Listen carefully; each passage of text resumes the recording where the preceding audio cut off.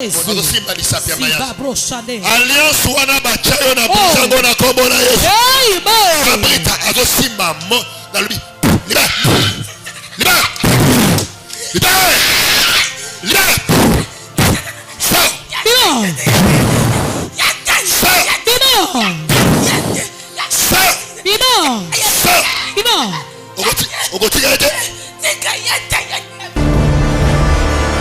Sauver yo. Maman na biso abandeka na concert ça y abi papa lobaki ata courir biso to kangama te. Et puis mi balé alobi nyoso ko échouer mais alliance oyo sala ça ne échouer te. Azalaki na événement wana. L'événement azawa. Oyo batu bakufi. Kufa. Yebe singa zo kita. Bien aimé Télémaliko. Imambangu. Télémaliko. Dieu est ici. Nzamba zawa. Oeza nena biso ya conquête. Toko kuna te toko kufela te. Ba oyo baza. Allô, bonjour.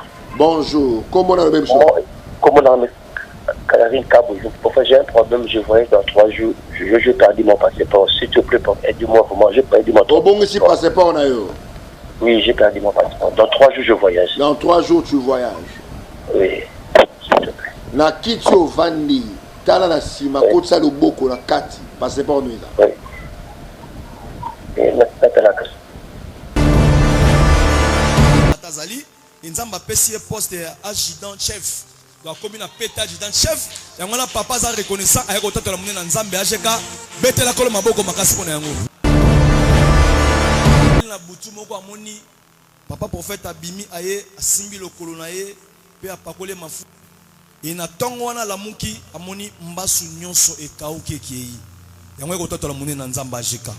Wana comme bana Nzambe Nzamba pambola bino ezali wabino apôtre Gédéon Kaembe AGK le Saint-Père prophète Lélo dans les choses marchent. Merci beaucoup na fidélité na bino na ba émission na biso toza en direct naye ko sakola pe ko samela pour na ndeko nyonso azondima Nzambe. Écoutez bien aimé. La foi est une arme, qu'on dit, mais une arme pour les chrétiens. La foi nous permet à réaliser ce que Jésus a fait. La Bible dit dans Jean chapitre 14, le verset 12, ceux qui croiront en moi feront les œuvres que je fais. Et il a fera des grands nombres. Donc, quand vous sautez, n'a pas pelle et tout, et quand vous sautez, parce que Jésus sera dans une attente, la Bible se yépé, après vous avez un téléphone ouvert, dans une mission spéciale, voilà. Donc, et quand vous sautez, écoutez bien aimé, le miracle ne sont pas les événements accidentels.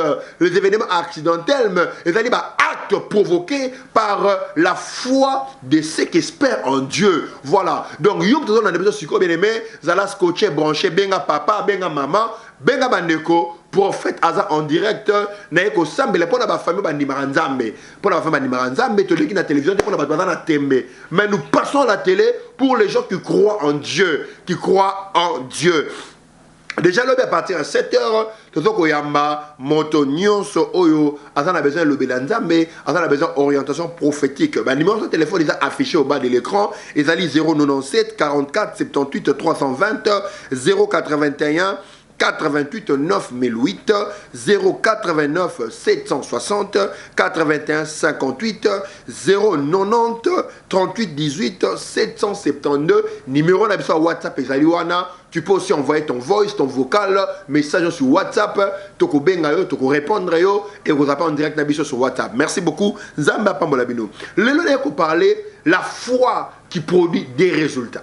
Bien aimé, écoutez, la foi est l'instrument principal.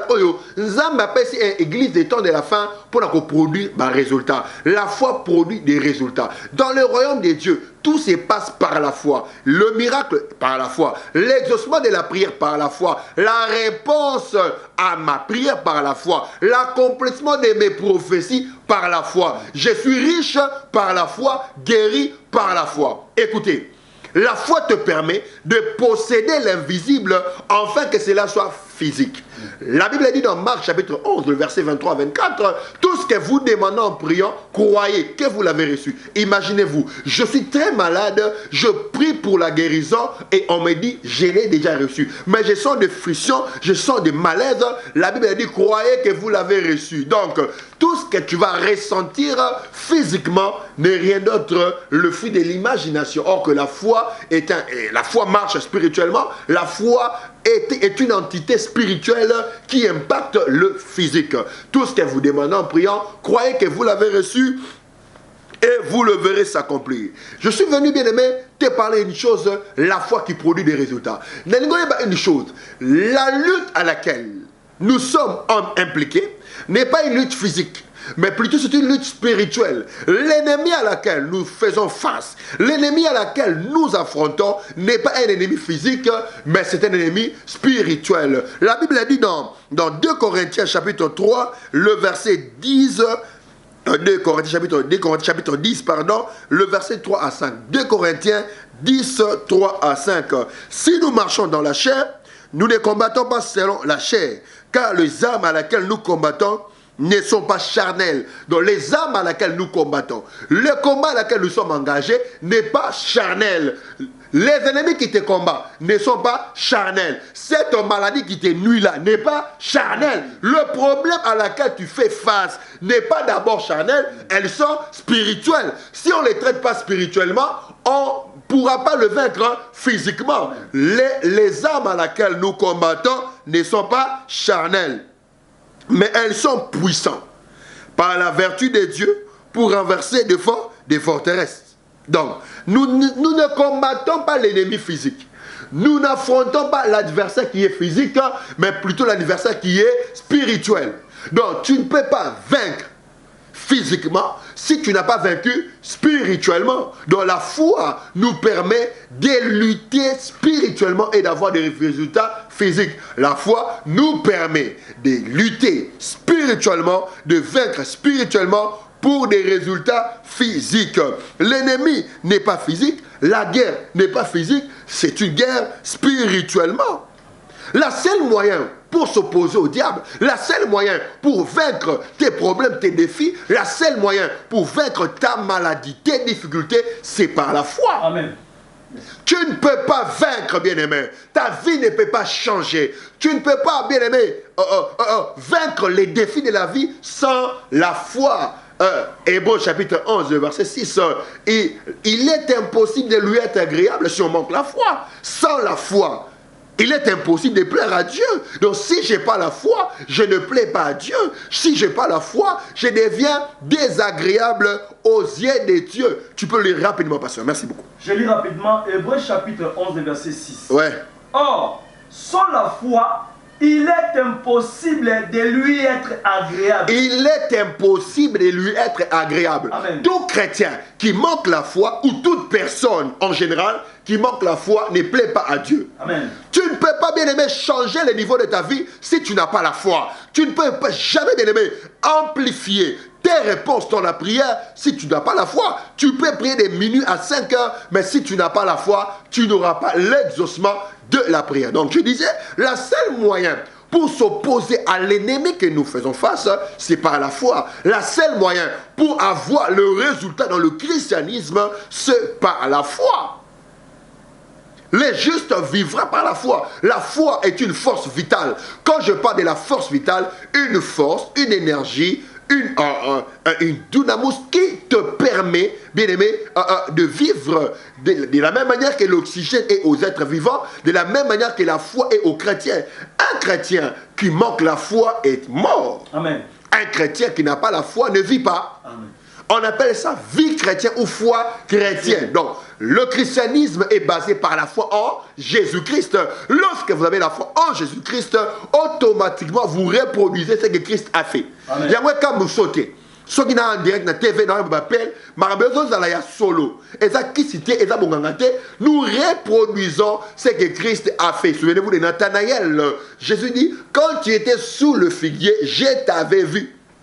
Et Nathanaël a cru parce que Jésus a fait ses prophéties avec précision. Bien aimé, la prophétie aussi permet aux non-croyants d'abandonner les ténèbres et de suivre Jésus. N'endormissez pas les gens, bien aimés, en disant ce sont des farces ou des fétiches. Bien aimé, nous avons un Dieu de maintenant qui fait marcher les choses. La foi, c'est maintenant. Lorsque vous croyez, vous les recevez maintenant. Il y a autre le lélo, lélo. Donc, au samel, au zui, lélo. Voilà, c'est ça la parole de Dieu. Noir sur blanc, bien aimé. Lorsque vous croyez, vous les recevez. Lélo, lélo fait marcher les choses. Lélo, lélo fait marcher. Cela veut dire, lorsque j'ai la foi, lélo, ma me sanini, et tambola. Ce nana konima, lélo n'a pas là. Oh, tout le monde a zawap etalingate. Oh, dans la mobilité dans votre etalingate. Ceux qui ont dit au commandant. Yekaye soisem sa marte. N'étais-je pas dit? Si tu crois, tu verras la gloire de Dieu. Omoni, gloire na yo eza caché pour dimina noter. Omoni, tango ta la bossa la zambe o na télévision. Zamba ebi que soko nimi au mona kembo au bika au pambo la man. Mais quand tu doutes, vous savez, qu'est-ce que le diable fait? Le diable veut montrer aux Congolais qu'au Congo il n'y a pas des hommes de Dieu. Na Nigeria, en Afrique. Non, au Congo, il y a des hommes de Dieu, ouin, puissants, mandatés par Dieu. Mais le diable veut cacher la gloire. Batman dit m'a souté, pour que moi s'embêtale sa maté. Hier, je suis Marie. N'étais-je pas dit? Si tu crois, tu verras la gloire de Dieu. La gloire de Dieu est cachée par ta foi. Omoni, o umeli na ko samela, o umeli na ko gêner. Mais au mona kembote. Pourquoi? Parce que aux ondima, la foi, lorsque la foi est affaiblie, le miracle est loin de toi. Lorsque ta foi devient faible, le miracle est loin de toi. Lorsque ta foi devient faible, les miracles ralentissent. Beaucoup de gens, il y a une course à miracle, mais tellement que le Cameroun et Salemi est découragé et affaiblir foi.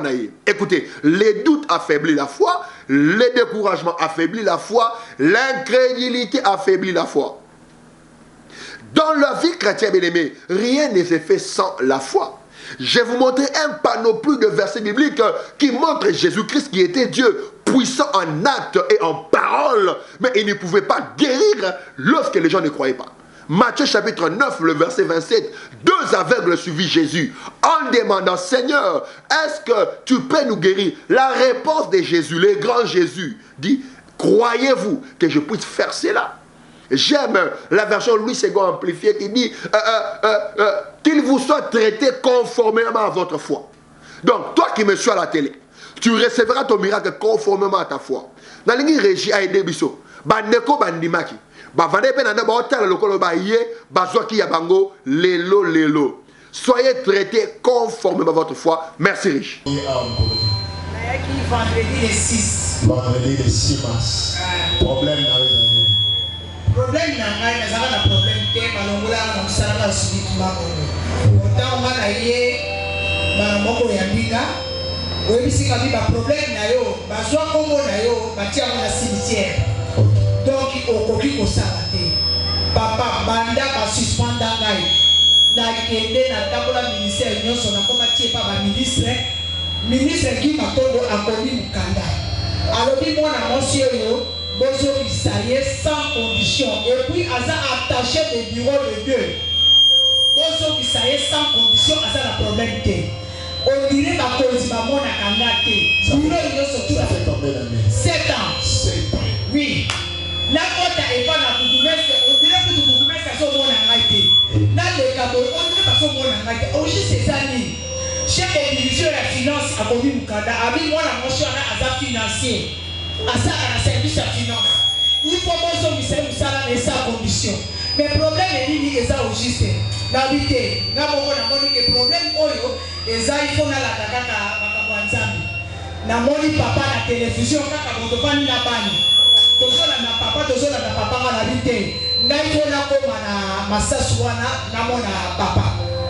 Nous connaissons vendredi le 6, papa Yambinga.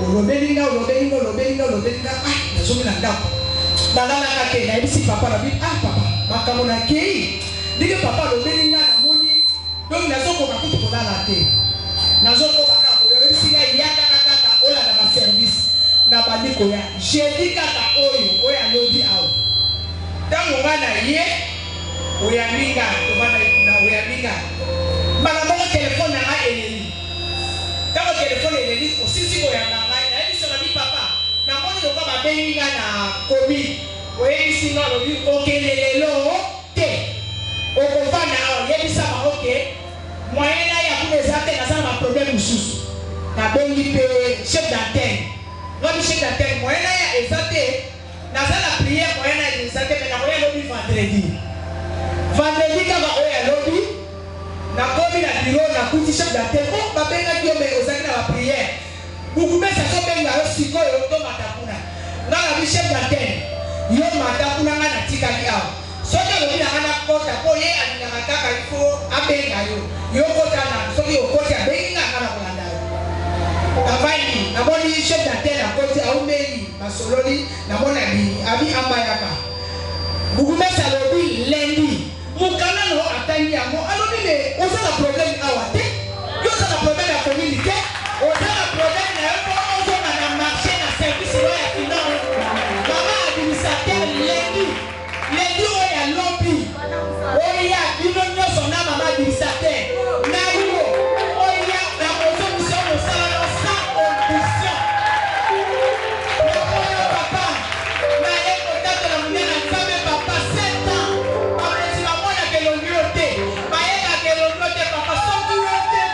gloire à Dieu bien-aimé. Témoignage de votre Kolanda, ils allaient produire il y a foi. Donc sa foi a produit les résultats. Parce qu'il a cru. Parce qu'il a cru. Dans Marc chapitre 16, le verset 17. Pasteur, tu peux nous aider? Marc 16. Chapitre 16, verset 17. Oui. Amen. Voici les miracles qui accompagneront ceux qui auront cru. Les miracles accompagnent qui? Ceux qui auront cru. Les gens qui doutent? Non. Les incrédules? Non. Les gens qui n'ont pas la foi? Non. Les miracles accompagnent ceux qui ont cru. Donc, on a futur. Les miracles accompagnent ceux qui croient. Amen. Donc, lorsque vous croyez, Alléluia. les miracles vous accompagnent. Yes. C'est quoi le miracle? Les miracles, ce sont des événements extraordinaires. Guérison, délivrance, visitation surnaturelle. C'est ça le miracle. Amen. Le miracle, ce sont des actes extraordinaires. Et qu'on en a banani, tu auras un mariage surnaturel. Amen. Parce que tu as cru. Alléluia. Tu auras un bébé miracle parce que tu as cru. Amen. La promotion, bien aimé, Yes. surnaturelle parce que tu as cru. Amen. Le miracle accompagne ceux qui ont cru. Alléluia. C'est ça la Bible. Jésus qui l'a dit. Voici les miracles qui accompagneront ceux qui doutent, non. ceux qui murmurent, Non. ceux qui n'ont pas la foi, Non. ceux qui doutent. Non. Les miracles accompagnent qui? Ceux qui auront cru. Donc tu ne peux rien recevoir dans le royaume de Dieu si tu ne crois pas. Tu peux marcher tous les églises du monde, les grands bâtiments, édifices, rencontrer des éminents loin de Dieu. Moi, mon pasteur est connu. Un jour, il m'a dit, moi, okokoma impact na génération so vina yo ekozala en couleur papa son amboka oyo lelo on parle du prophète lelo parce que na ndimaki maloba ya mosali na ye et puis za masali akokisi yango makambo ozokamolo nazo sakola nazolo parce que na ndimaki papa nanga molimo alobi na ndimi yango pe lelo sani elandi ngai donc mikamwa ekolanda ba oyo basali ni bandimi to bandeli bikamwa ekolanda ba oyo bazondima na présent donc nengo zotala ngai soko zondima lelo ozwi ayo pe lelo yesu mutu alobi yango babite bikamo ekolanda bato akenda ngomba mingi ngomba eza mabe te babite bikamo ekolanda bato bagenaka mingi kogene eza mabe te babite bikamo ekolanda bato bayembaka mingi koyemba eza mabe te babi bikamo ekolanda ba oyo bazondima nakosenga na registre rapidement atia biso élément oyo et bon totonga juste après. Merci beaucoup Rich. Ça par révélation. Ma vie avec Awa, elle m'a dit papa avant et puis avec le Moussala. Elle m'a dit que elle a Moussala de coquille par révélation. Maman vie a joué 4000 fois comme on lève. Elle a coupé son offrande. Elle dit non accueilli que Moussala mais offrande. Oh yo écoute là a si offrande là. Maman vie a accueilli. Quand maman vie a accueilli, a commis dans Moussala, bah elle coupé là moi c'est moi bengi alobi mama awa babandi ba kidnapper biso après ta mazo ba benga mona zo benga zo ya masute mona zo ya masute Maman vie ayaki lobi nango aye awa l'église. Tant que l'église awa na mutemane mosala nzamba ya baye po asakola pona ye. Tant que komi awa tout est mosala mabina oyamba te. Maman zaki un peu de si azela le mosala nzamba. Mais andini makamba balo baka bana basala bazape na onction na ngai. Aluki mosala nzamba moko tant que mosala nzamba expliquer nenga tselo fwa na ye na nenga kenani makamba komi mona mosala nzamba na biboye. Na koma nzamba po tselo kayembe oto ndimela o mafuta kitali bona biso mwana no bakoboma ete bakozongisa ye pesa biso amen na makasi pesa biso amen na makasi et maman via a se retrouver plus que mazo mwana songi mais quand bazotuna mwana nene salamaki mwana lobi bazalaki na kati ya musala na pharmacie patron na ye batinaki $600 $6,000 pour ma famille.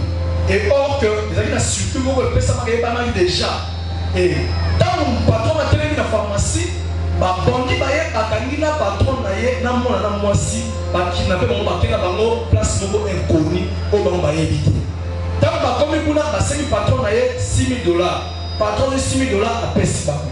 Tant ba pesi bango $6,000, patron a retrouvé que na kati ya groupe wana leki na ye propre. Ya cousin mo propre ça na groupe. Tant la ben comme on a eu solo par là, mais pour ça awa, bah moi les gens déplacé la ciment, on mis patron na ye. Tant le patron na ye, bah c'est conseillé par le boy.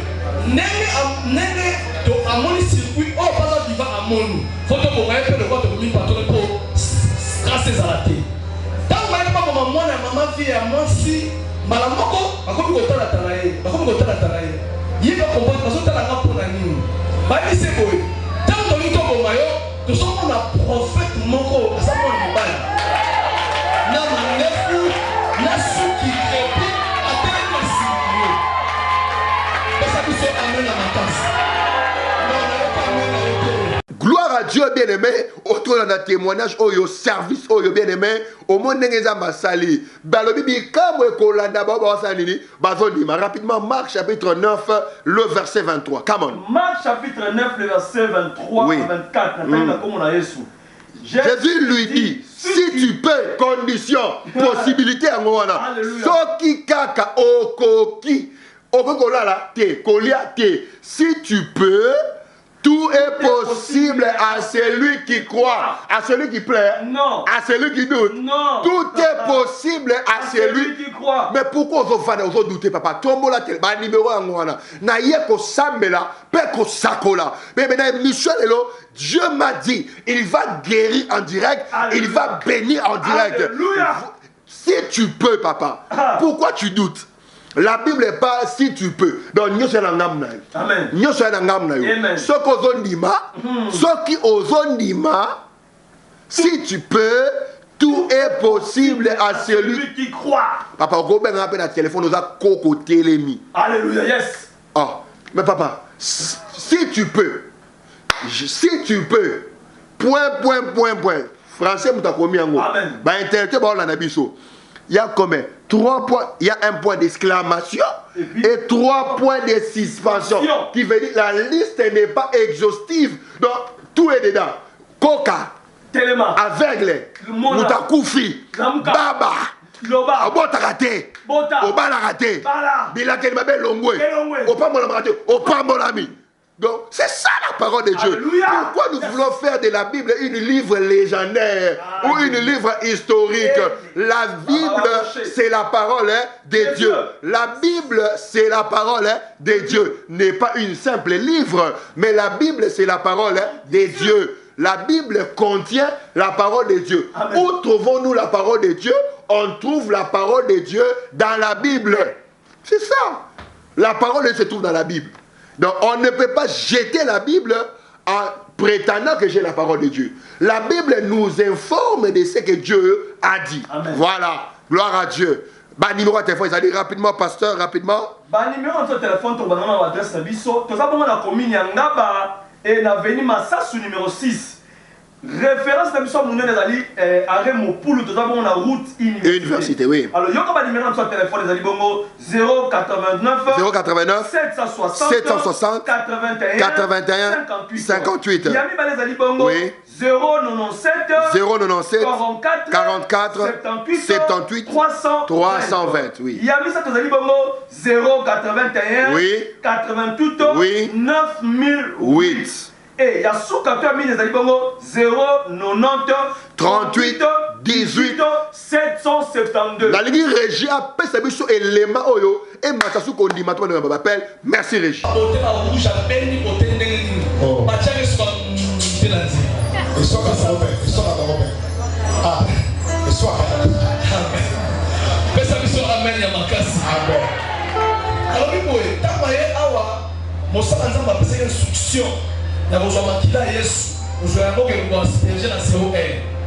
Maman a fait instruction à quel endroit elle suit makila Yesu asperger na kumulima 0 et puis a senti pongi sur tant malali na pongi azolota dali aye azozwaye na libulu abimisi na libulu abimi na libulu après ta suki na pongi ayoki posa ya masuba makasi akena douche pour na kosuba ta subi ali masuba ole le ngula makasi asubi na suka na moni ba liquide mo jaune bimiye na se ya bomwasi na bimiye bele na se ya bomwasi une grande surprise tant que comme na tongo ayoka téléphone na liboso ya papa ya mona wa boxa ki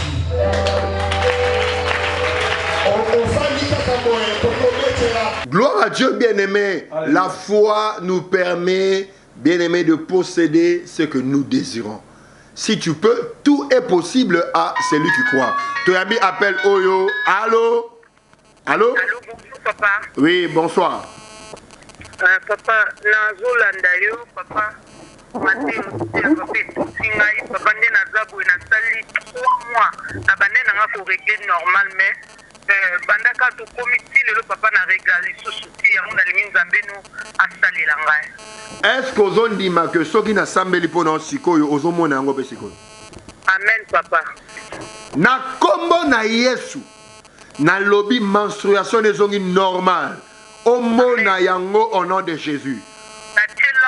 Omona yango au nom de Jésus. Amen papa, amen.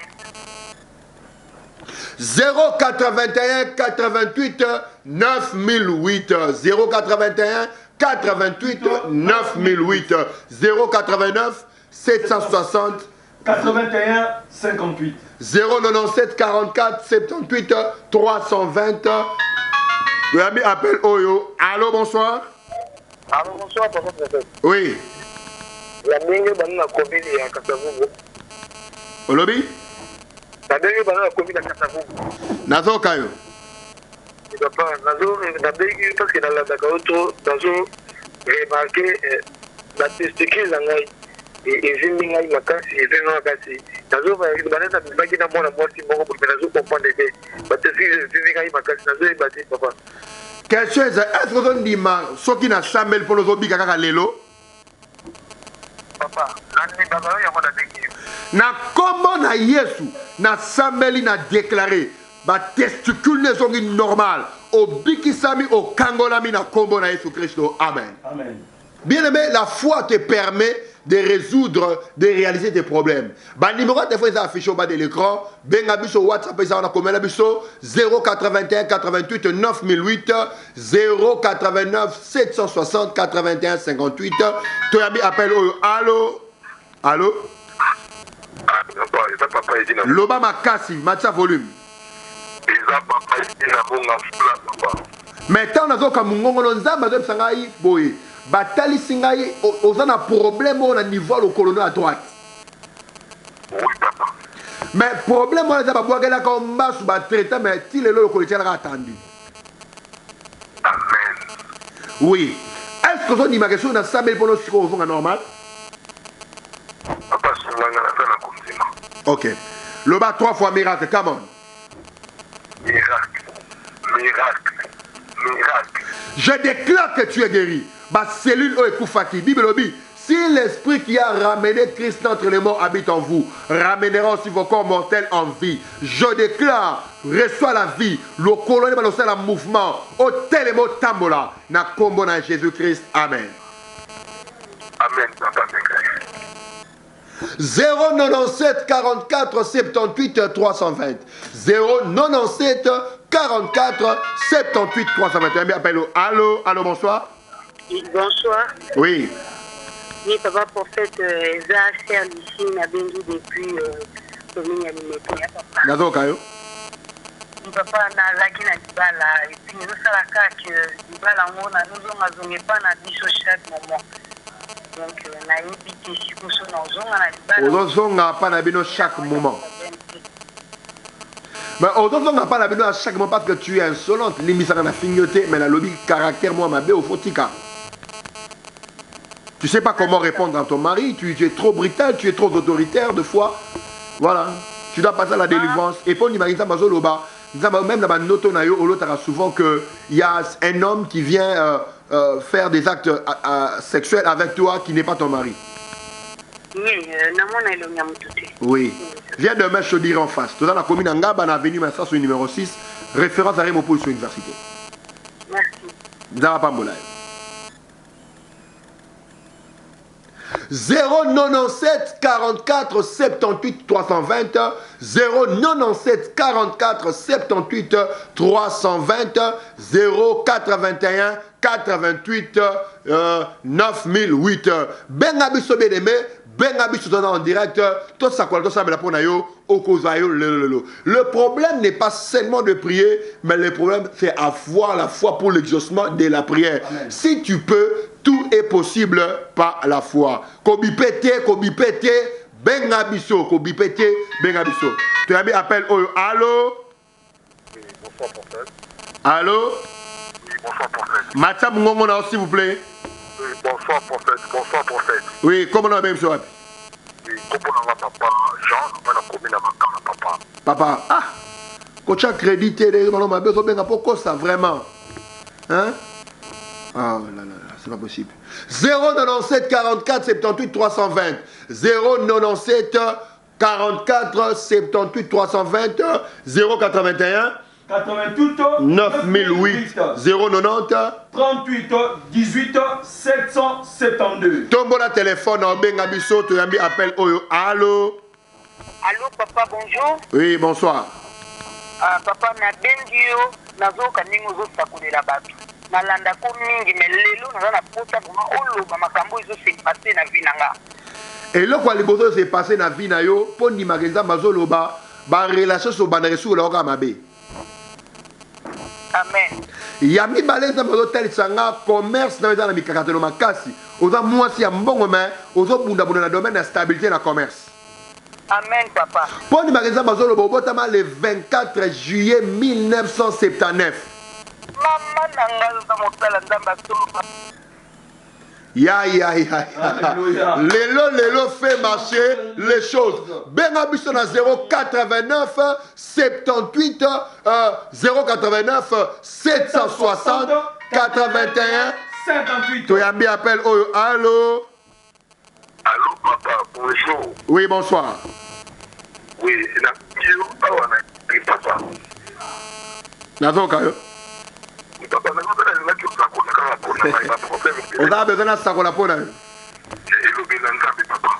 Pour les gens bazoloba, au pays dans le combat les ayote, comme on a Gilbert B. Tika Songo. Au Botama le 29 août 1957. Oui. Né d'une famille de 4 enfants. 3 bakou faut travailler à Yomoro.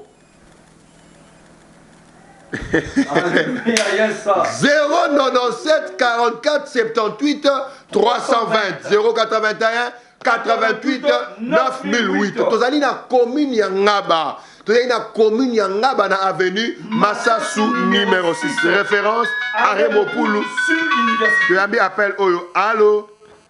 Bonsoir prophète. Oui, bonsoir.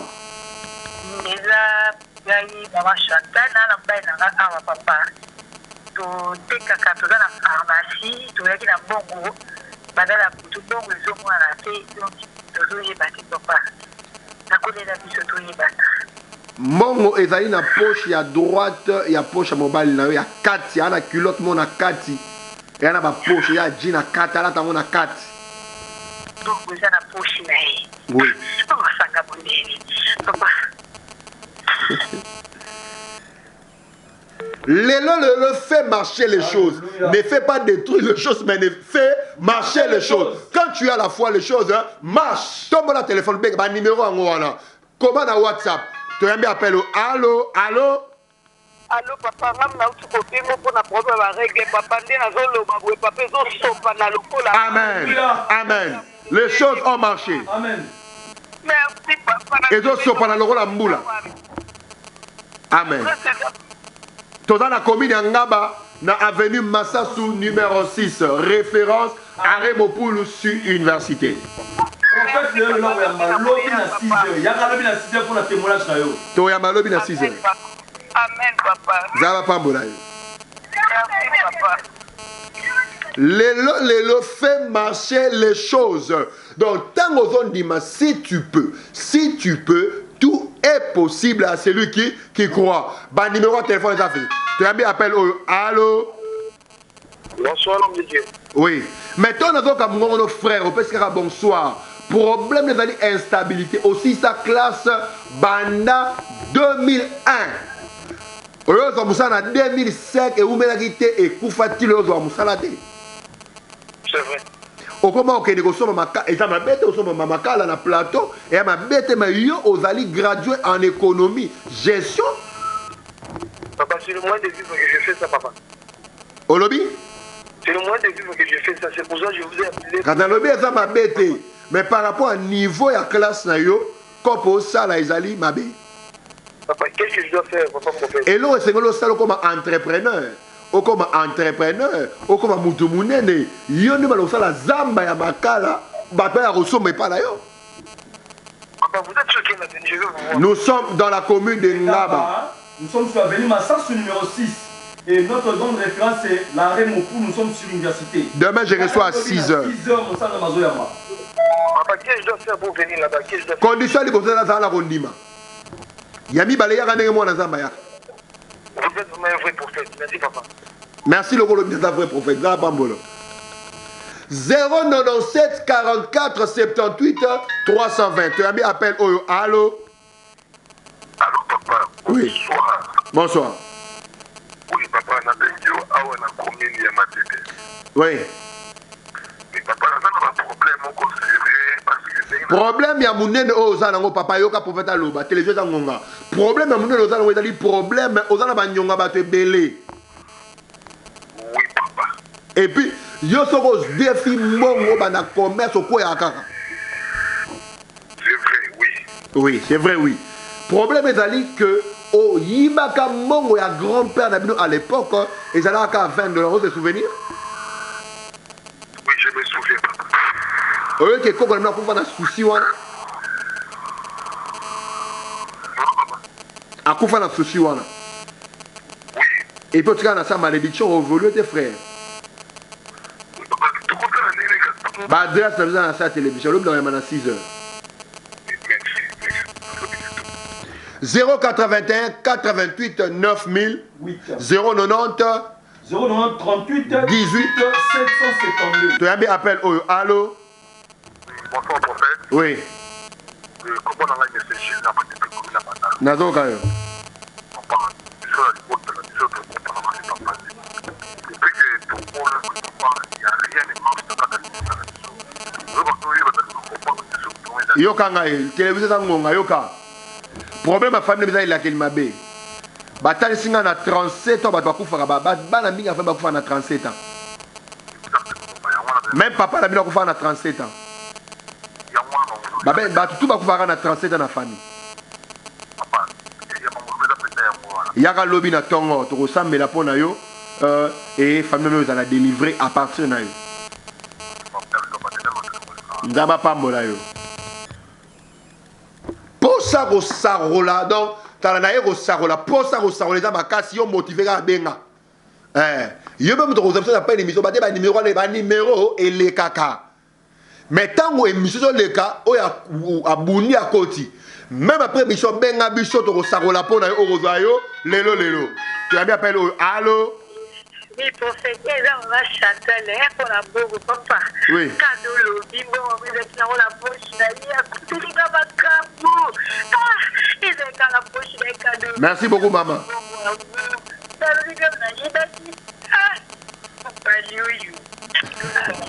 Lelo fait marcher les choses. Mobali oyo. Obombari bongo mais miswanza memo emonio. Voilà, lelo fait marcher les choses. Nana posa ko sarola motiver nga benga. Yebe mutoto benga yokota te saturation. Profiter benga ekota to isakola pona yo. Même après mission benga pe to sakola pona yo. Même après 30 minutes, même après mission to sakola na musala nga ngwana. Donc motiver to sakola pona yo. Na ko senga na régie a tele so élément moko to tonga juste après pour to continuer. Merci beaucoup Rich. C'est ça que na musala na ba place sala. Il sala na équipe ya maintenance. Bango nde ba sala ba ba na salaire fixé. C'est-à-dire salaire na bango dépendant na ndenge ba so sala makambo. Donc c'est-à-dire ceux qui basent en appréciation na bango de ba foutre la bango so pas de mogo yé nenga ko préparer pas de wana ne ba ko foutre la ba na salaire fixé. Parce que ça na mani na système moko ba stagiaire moko ba ki ista tant ba yé ba stagiaire wana ba yé ko tcha bango na l'équipe au papa sala. So papa tali ils sont dans la salaire fixé. Moi ba musala ko sala pour zo ka mwanda mbunda ba yé so ko mabela biso ba stagiaire équipage. Vraiment. Na formé bango papa le binayo ki kanda makasi. Nabina longwe na équipe wana papa lobina longwe na équipe wana akeko région de l'équipe ba tusuma musala ba groupe mais alobiti na za mwana ya lelo le pe bina musala na bango ba yebi ka sambela ba be ba lelo kuna ba bi mais yo za lelo on tira ba mwa lelo ba be ba biti na la wolo ba pe poete alobiti papa la sabiso ba mystère alobi azui une l'onction azui na maya fire assemblée pour nous assombrer na télé kuna et l'homme salami pas stagiaire wana banda baya pas les salamaté ni tout le monde faraté quand elle est barati pas stagiaire lui celui de qui est stagiaire de le coup va pas balongo na bango on stagiaire azoye place ya ya témoigner dans l'ensemble. Allô, bonsoir. Allô, bonsoir papa. Comment on va bien monsieur? Papa na bengi bino na bumbu Sœur Solange. Nazoka yo. Papa nazolanda vraiment mateya na yo. Natala ka mingi papa mais nazwa ka hotel lelo nzamba salinga ngolu. Nazwi yo papa na utaki voyage Dubaï. Mais papa biloko na ngai banda na ye nango ezoteka matate papa. Na bimisaki bela mbongo mais nazo comprendre te papa. Normalement, on a 4 bagages à main. Amen. Mais normalement, on a la moko en rouge. Oui, papa. Tombolango, balota sanga likala, makala deux braises, hein, na se à ça quoi. Jésus.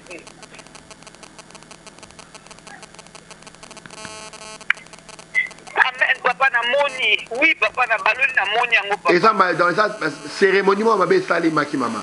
Pour yo tekate. Obano rodef sa bilo ko wana ti okuwe yo sali femme. Pour nazo sala ninga so papa bilo na yango kitoko surtout mama kana na valise le bio na biloko ke neza wana ya valeur papa. Mais so teka mati. Zoka makala mi bana yelanga lobi. Papa adresse zawa. To sai na commune ngaba na avenue Massasu numéro 6 référence à Remo Police Université. Wana ba nin papa. Naza baka 6h ti 8h. Amen papa na uzala wana tongo makala. Et puis nombre est limité. Merci papa. 081 88 9008 081 88 9008 090 38 18 772. Tu as bien appel Oyo. Allô? Mote Mosakoli. Mote Nazoka. Papa, nalanda ka yo mingi pe nazolanda yo sikolo. Oui. Papa naza na besoin nandima yo. Nalati ndenge nini papa? Ngala za besoin ndima Yesu. Ondima ngate. Ondima nde Yesu. Ngana ndimisa batu kati ndimisa batu nde Yesu. Papa pona zolanda batu zotakola pona batu ngape na yeba yangai. Ondima ngate me po ndima Yesu. Soki ngana kati me po soki po ndima Yesu na oloba. Papa nandima Yesu na yo. Olati polo ya pembe. Mais bakata maboko eza kwa bras cassé. Jo azamu tabakisi, azamu tabakisi. Azamu tabakisi. C'est que Yesu amu tabakisi. Lelo fait marcher les choses. Benga biso ba numéro eza wana. Jésus-Christ est au-delà des fétiches. Tu as bien appelé Oyo. Allô? Oui, alors bonsoir prophète. Oui, bonsoir. Comment on a papa José là-bas depuis commune à Séléman? Comment on a dit? Papa José depuis commune à Séléman. Depuis combien de Séléman on a zo kayo? Il va pour la bête pour aller choquer depuis que ça fait moins de temps. Mais yo peut ça mon alibala tes frères. Si ça mon alibala babo te fungama. Papa, je connais un peu le temps là pour laisser ma campagne. Famille wa fo bala. Mwana royana e. Bobota déjà mwana liboso. N'est-ce pas? Bana ne ba comme kokufa bino, n'est-ce pas? Et osala eloko kosala te kende ka bala mwana bato mais lobi yaka na tongo na ensemble la pona yo toko prier pona yo et oko makambe ko funga malamu. Merci papa, Peut-être que numéro de téléphone. Bon na lomba on la pesi no numéro de téléphone. Biso to za bongo na commune Ngaba na avenue Massasu numéro 6. Bongo référence na biso mon les ali à Remo Poulou to za bongo sur université. Oui. Prophète, lelo dans les choses marchent. Oui. Aroyamba lobby na tongo na 6h, tina 8h30, hôpital 9h. Oui. Bah heure est limitée. Tu as bien appelé Oyo. Allô? Oui, allô, bonsoir papa. Nazo kayo. Tiens, mamie papa, nazo landa yo, naza boye. Kongo na ngai, nasala su mouvement te, nazalikana. Na tunyo mama télévision za ngonga. Est-ce que vous avez une question de 5 000 euros bikalelo? Nazo ndima papa. Loba 3 fois miracle. Miracle. Loba na bikisami lelo. Na bikisami lelo. Na kombo na Yesu Christ. Na kombo na Yesu. Mouvement non salate sala. Sur côté téléma, téléma. Bien ba aider yo au téléma. Papa. Le problème, ce n'est pas le prophète qui passe à la télé. Le problème, ce n'est pas ton église, ton pasteur, mais le problème, c'est la foi. Tu as bien appelé Oyo. Allô? Allô, papa, mbote, papa. Mbote. Papa, na bengi yo pour na lia na ata nazolia papa, ata nazo tambola. Solo nde baninga bayokaka solo papa nga nayokaka ngo te. En plus, ata nalingi mibali papa, nde mibali basalaka baninga bolamu nga ekomelaka nga te. Yango na onzima na nzambe na yo asalela nga eloko moko lelo vi na nge changer papa. Ya liboso yokangai. Na famille na bino problème wana ezaka yote ba malek na bino pe mibali basaba bala mibali mbongo mais ba me na difficulté au kabela bango. Bongo papa. Voilà. Yaka lobby na sambela pour to briser malédiction pe bandeko na basi boya na bango na sambela pour na bino mais pour na solo ozobika siko. Amen. Au nom de Jésus na libéré yo odorat des zongi au nom de Jésus-Christ. Amen. Amen. Amen papa. Bah tu as le gars parfait tu as libéré au sentir tu vas ton oreille libérée. Lelo fait marcher. Nous sommes dans la commune de Ngaba, avenue Massasu, numéro 6, référence. Arrêt Mokoulou sur l'université. Tu as bien appelé Oyo. Allô? Bonsoir papa. Oui. Papa, oui, que je suis un Nazo Kayo. Papa, n'a problème. Moi, si il y a comme du manant voisin pour élu qu'on a jeté les matins, papa. Est-ce qu'on a la preuve que le manant voisin tout aux macanis? Oui, papa. Abimarana voisin, ça va macanisi. Tellement que ça, le bâti. Aux autres cancer la moi, c'est dans le bâti. Yo ne doit fonctionner. Simba liboso non assemble la pono bikasiko. Papa, merci. Le bâti 3 fois. Kolo yesu biki sanga lelo. Kolo yesu biki sanga lelo. Kolo yesu biki sanga lelo. Kolo yesu biki sanga lelo. Le bâti 3 fois. Fire, come on. Fire. Fire. Fire. La foi opère maintenant. Amen. Écoutez, si tu peux. Nalobaki bien, si tu peux. Nam na lobango te Bible ne lobango. Amen. Si tu peux. Tout est possible à celui qui croit. Impuissance. Derrière lobby, Dieu m'a dit de prier pour les artistes. Aux footballeurs, aux alliés artistes comédiens, artistes musiciens. L'homme n'a pas spécialement. N'a pas prié pour na bango, barozo bango lelo. Ben toi l'amener au ngena mboka oyo. Au Congo, il y a des artistes. Bien aimé, nous avons une onction. Il y a prier pour les artistes, les joueurs, les comédiens, les musiciens. J'ai cette onction. L'autre boy, il y a un sambe là pour la bino, lelo, lelo. Tu as mis appel, allô? Allô? Allô? Oh là là là là là là. Bien aimé, fini la consultation des féticheurs. Jésus-Christ est puis puissant. Amen. Naye donc sur lelo lelo, benganga osayo lelo lelo. Na ressemble pour les joueurs, ba sportifs, aux sportifs, aux artistes et comédiens, aux artistes musiciens. Lobby dans la réception spéciale. Bas ba botarate. Ngamona botara. Un homme peut donner ce qu'il a. J'ai des enfants à donner. T'as la moine ya Anna, azaka na munoroya. Makolo ya paralytique à temple. Ezaka na munoroya ya Pierre. Moine na ozala munoronanga. Amen. Élévation des âmes munoroya. Amen. Na sambeli pona yo. Yambengo na komona. O kangorami. O bikisami. Oza libéré. Yo kangorami. Tu as mis appel oyo. Allô, bonsoir. Allô? Le Bamakasi. Allô? Oui, allô, bonsoir. Oui. Et comment on a fait papi? Comment nos papi, c'est faux. Oh ben on compte à point. C'est pas possible. Nzamba Pambolabino. Déjà le bandeli. Yobo tarate. Yara. Badoua sida. Sida dans le malaria. Sida dans le malaria. J'ai prié pour 3 de mes enfants qui sont en France. Guéris du corona. Bon, mon audio. Paye ma témoignage. Guéris du corona. Sida. Bon, on a déjà déjà. Donc, tous les maladies, au bal raté, mauvais sort, mibal baki marayo, nini, marameta raté, tous les problèmes en général, spécialement dans un lobby. Mais le nombre est limité. Déjà, le bas parti à 6 heures dans bandi, car à 20 personnes. Non, nanga de faire l'event. Il y a un lobby na tongo makasi, benga biso comme même sur WhatsApp, tinda adresse na yo, to ressemble la pour na yo, tinda sujet de prêt, to ressemble la pour na yo. Même le numéro, tinda. On a besoin de soutenir l'émission, parce que c'est payant. Les émissions c'est payant. C'est payant. Tinda la biso offrant na yo, numéro de MPC Zawana, na télévision, ils allaient 0 82 93 67 519 numéro de MPC Lekawana. Voilà, tinda la biso sunga musala nzambe, nzamba ozanga te ko pamba.